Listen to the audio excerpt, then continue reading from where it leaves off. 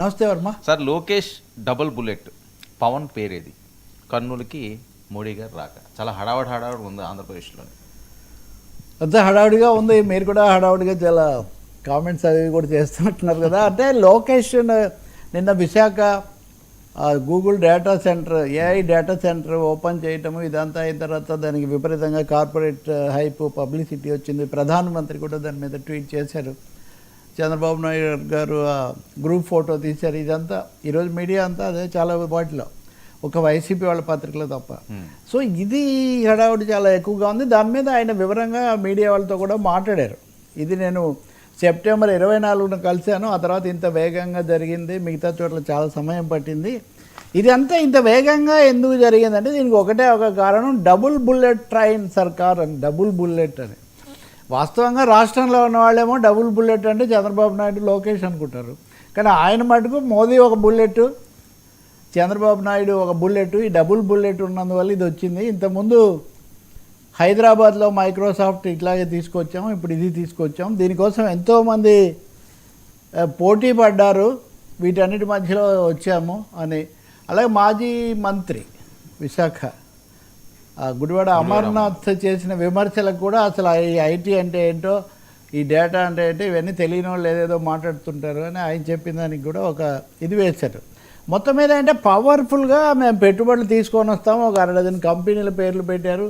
ఇవన్నీ వస్తే మారిపోతుంది హైదరాబాద్ ముఖ చిత్రం ఎలా మారిపోయిందో. Vizag with data center, Google center is going to change the very face and very landscape of Vizag అన్న పద్ధతిలో చాలా కాన్ఫిడెంట్గా, జూబిలియంట్గా లోకేష్ మాట్లాడటం మనం చూస్తాం. దాని గురించిన వివరాలు, పెట్టుబడులు ఎలా వస్తాయి ఏంటి, ఇవన్నీ కూడా ఆయన చెప్పుకొచ్చారు.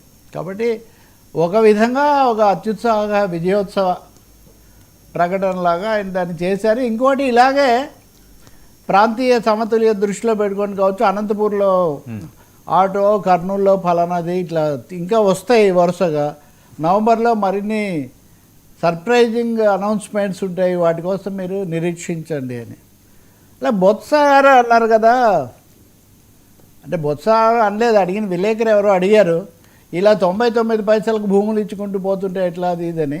అలా మేము ఇద్దరికే ఇచ్చాము, అందులో టీసీఎస్, ఈ గూగుల్ అనుకుంటాను. ఈ బొత్స గారిని అడిగాను, వీళ్ళకి ఇవ్వడం తప్ప, వీళ్ళ వల్ల ఇన్ని ఉపాధులు ఇవి వస్తాయి అని ఛాలెంజ్ చేశాను నేను. ఛాలెంజ్కి బొత్స స్పందించలేదు. కాబట్టి మేము ఈ పద్ధతిలో వెళ్తాము.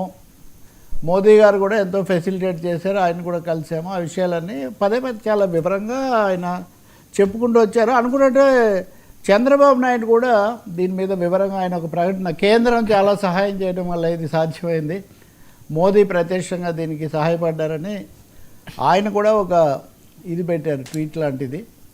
సో ఇది అంటే మోదీ,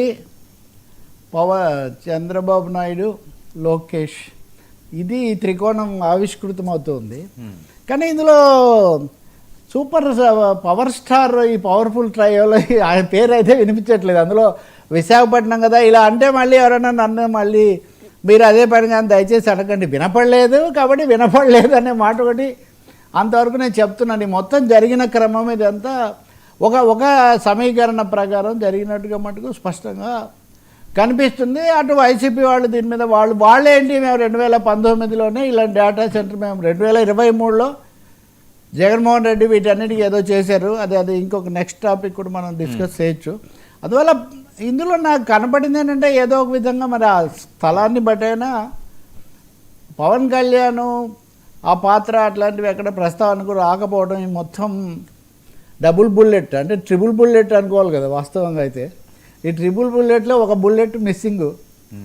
అసలే అది 6 అడుగుల బుల్లెట్, 6 అడుగుల బుల్లెట్, ఈ డబుల్ బుల్లెట్లో 6 అడుగుల బుల్లెట్ ఎక్కడికి పోయింది, అదృశ్యమైంది ఏంటనే ఒక చిన్న సందేహం మటుకు కలుగుతుంది. బహుశా ఈ శాఖ ఇవన్నీ ఆయన కాదు కాబట్టి చెప్పు ఉండకపోవచ్చు, కానీ కొంచెం జన సైనికులు ఒకంత కినుక వహించే అవకాశం మటుకు ఉంది. దీని అంతటికీ రంగం సిద్ధం చేసింది మేం కదా అన్న పద్ధతిలో.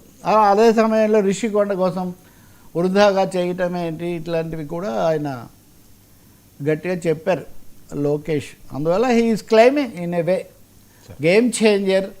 మేము గేమ్ చేంజర్ను చాలా ఫాస్ట్గా తీసుకొచ్చాము, ఇంకా చాలా రాబోతున్నాయి. వీళ్ళు ఫోన్ చేస్తే ఎవరు ఎత్తలేదు, ఇది అమర్నాథ్ లాంటి వాళ్ళు. మేము వచ్చాం కాబట్టి ఇదంతా జరిగిందనేది ఆయన క్లెయిమ్.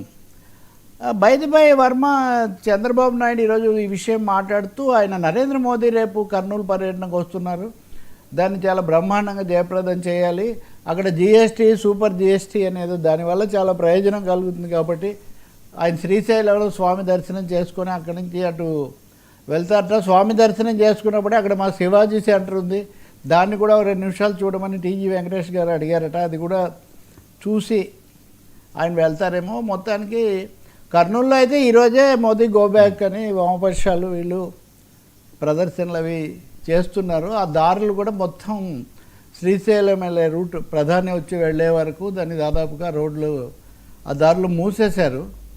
సో గూగుల్కు కంటిన్యూషన్ మోదీ రాక, ఇన్ని ఒక విధంగా చెప్పాలంటే ఇన్ కంటిన్యూషన్ మోదీ టూర్ను ప్రజెంట్ చేయాలి అంటే మేము వీఆర్ ఆన్ ది మూవ్, మేము దూసుకుపోతున్నాం ఒకదాని తర్వాత ఒకటి అనే ఒక ఇమేజ్ ఇవ్వడానికి చిన్న బుల్లెట్ ఏమో విశాఖ అక్కడ మాట్లాడితే, పెద్ద బుల్లెట్ ఏమో ఇక్కడ మాట్లాడితే ఇది జరుగుతుంది.